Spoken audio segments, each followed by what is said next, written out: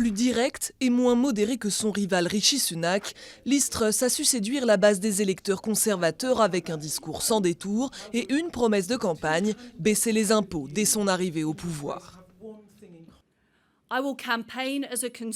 Je ferai campagne comme une conservatrice et je gouvernerai comme une conservatrice. Je peux diriger, je peux prendre des décisions difficiles et je peux faire avancer les choses. Je suis prête à être première ministre dès le premier jour.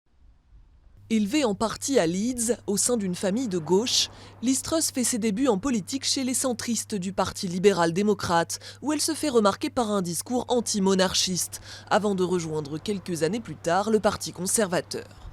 Son ancien camarade de l'université d'Oxford, Mark Littlewood, se souvient d'elle comme d'une personnalité forte qui n'avait déjà pas peur de s'affirmer. Elle a toujours eu un franc-parler, elle a toujours été une perturbatrice. On ne doutait jamais à l'université de sa position exacte sur chaque sujet et de son opinion sur de nombreuses personnes. Et ça n'a pas vraiment changé au cours de sa carrière parlementaire. Bien sûr, à l'époque, elle était membre des libéraux-démocrates, mais je ne pense pas que cela ait beaucoup changé non plus. Il faut vraiment comprendre Elizabeth Truss comme une sorte de libérale du libre marché.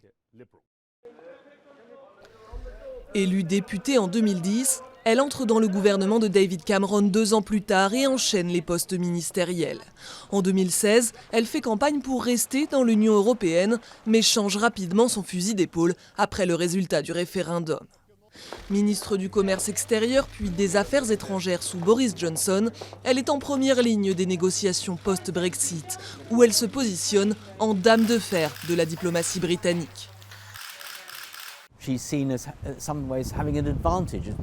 Elle est considérée comme ayant l'avantage de pouvoir changer d'avis, de faire preuve de flexibilité.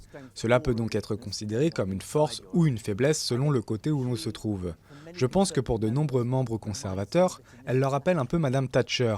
Et je pense que ces forces incluent cette flexibilité. Mais d'autres pourraient voir cette capacité à changer comme le signe qu'il est difficile de prédire où sa politique va aboutir.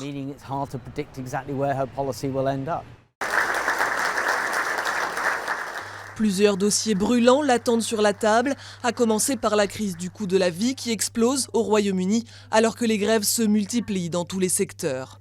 Sa gestion de ces questions sera sans aucun doute décisive pour l'avenir des conservateurs au pouvoir.